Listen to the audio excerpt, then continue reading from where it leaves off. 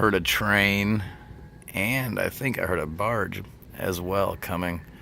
So I got out of bed and I opened up the window.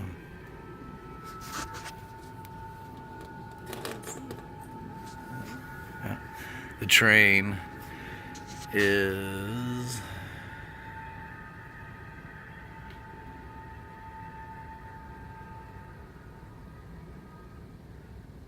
down there, but you can't see it. And then I saw that distant light out there and heard another loud blast that was definitely louder than the train that was close.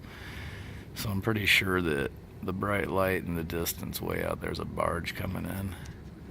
Either way, the fact that I could open up the bedroom window and look out at this is pretty incredible. There's again that bridge, 72, I-72 over there. And I was halfway across the bridge, and I thought about when we went on the paddle boat. Harold and Kathleen are like, oh, you can see the light still when we turned around. So I'm like, hurry, look. And we looked over to the side of the bridge, and you could see the house. So it was really neat. I was like, oh, we're going there. And you could see it from the interstate. Really neat feeling. Pretty incredible.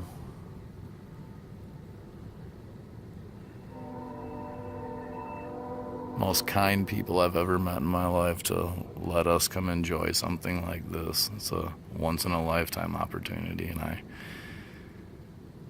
could never repay them for something like this. Very lucky.